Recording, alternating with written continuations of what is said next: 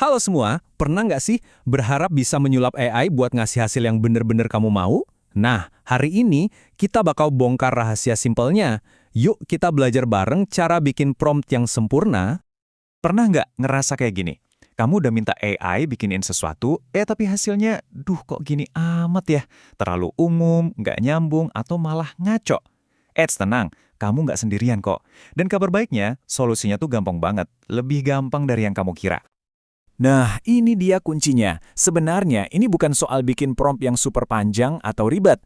Rahasia utamanya cuma dua, kasih konteks yang jelas dan detail yang spesifik. Anggap aja kamu lagi ngasih perintah ke asisten pribadi yang super pintar, tapi dia nggak bisa baca pikiran kamu, jadi harus jelas.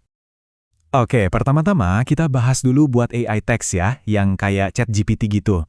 Ada satu formula sederhana yang bakal mengubah total cara kamu ngobrol sama AI. Kenalin nih, namanya rumus RTK. Gampang banget diingat, role, task, konteks. 3 langkah ini aja udah cukup jadi fondasi buat bikin prompt yang bakal dipahami dan dikerjain dengan sempurna sama si AI.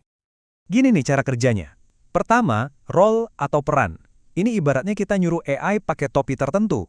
Misalnya, kalau kamu suruh dia jadi ahli pemasaran, dia bakal mikir dan jawab dari sudut pandang seorang marketer. Kedua, task atau tugas. Ini perintah intinya. Harus jelas dan spesifik ya. Terakhir, konteks. Nah, disinilah keajaiban terjadi. Detil kayak nada bicara, target audiensnya siapa, atau mau formatnya kayak gimana, ini yang bikin hasilnya jadi wah banget. Coba deh kita lihat contoh prompt lengkapnya. Perannya apa? Pelatih diet. Tugasnya membuat jadwal makan harian dengan detail super spesifik. Buat pemula, target turun 2 kilo dan tanpa suplemen. Terus konteksnya minta dibuat dalam format tabel. Simple, padat, dan efektif banget kan? Oke, urusan teks sudah beres. Sekarang gimana kalau buat gambar? Untuk AI generator gambar kayak Midjourney, rumusnya sedikit beda, tapi logikanya sebenarnya sama aja. Makin detail, makin mantap hasilnya. Nah, untuk gambar, ingat-ingat aja singkatan ini. SAESP. Itu singkatan dari subjek, aktivitas, environment atau lingkungan, style atau gaya, dan parameter. Ini tuh kayak balok-balok Lego buat ngebangun gambar yang super detail di pikirannya si AI. Yuk kita bedah satu-satu. Subjek itu ya bintang utamanya di gambar kamu. Aktivitas itu yang bikin si subjek jadi hidup. Lingkungan itu yang nentuin suasana dan latarnya. Nah, gaya ini yang nentuin estetikanya, mau kayak film Pixar atau lukisan cat minyak. Terakhir, parameter itu sentuhan teknisnya, kayak mau ukuran gambarnya gimana. Setiap elemen ini nambahin lapisan detail yang bikin hasilnya makin kaya. Coba lihat deh, sepowerful apa prompt ini. Subjeknya, singa megah, pakai mahkota emas, duduk di singgasana. Lingkungannya, pencahayaan gelap yang dramatis. Gayanya, hiperrealistis, resolusi 8K, sinematik. Terus parameternya, minus AR 16:9.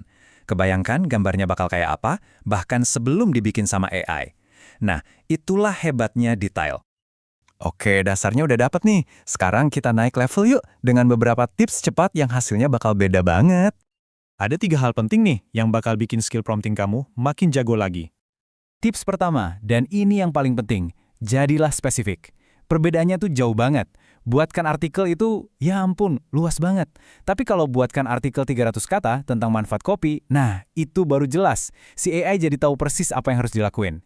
Ingat ya, detail itu sahabat terbaik kamu. Tips kedua, lakukan iterasi. Anggap aja ini kayak lagi ngobrol sama AI. Kalau hasil pertamanya kurang srek, jangan mulai dari nol. Cukup balas aja, kasih perintah tambahan. Misalnya, bikin nadanya lebih formal dong. Atau buat gambar, coba deh tambahin warna biru lebih banyak. Terus aja perbaiki sampai kamu dapat hasil yang kamu mau. Jadi, kita rangkum ya tips-tips G2 ini. Pertama, selalu spesifik.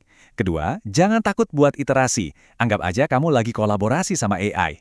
Dan ini tips bonus khusus buat AI gambar kayak Midjourney. Usahain pakai bahasa Inggris. Kenapa?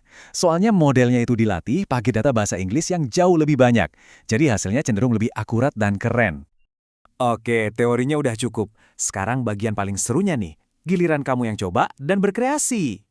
Jadi kalau ada satu hal yang perlu kamu ingat dari sini, ini dia. Prompt yang hebat itu bukan yang ribet, tapi yang jelas. Ini bukan soal seberapa rumit kamu bisa nulis perintah, tapi seberapa jernih kamu bisa nyampein idemu. Kejelasan itu selalu menang lawan kerumitan. Sekarang kamu udah punya formulanya, baik buat teks maupun gambar. Kamu juga udah tahu pentingnya detail dan iterasi. Kuncinya udah di tangan kamu. Jadi pertanyaannya sekarang, dengan kekuatan baru ini, apa yang bakal kamu ciptain pertama kali? Selamat mencoba dan berkarya!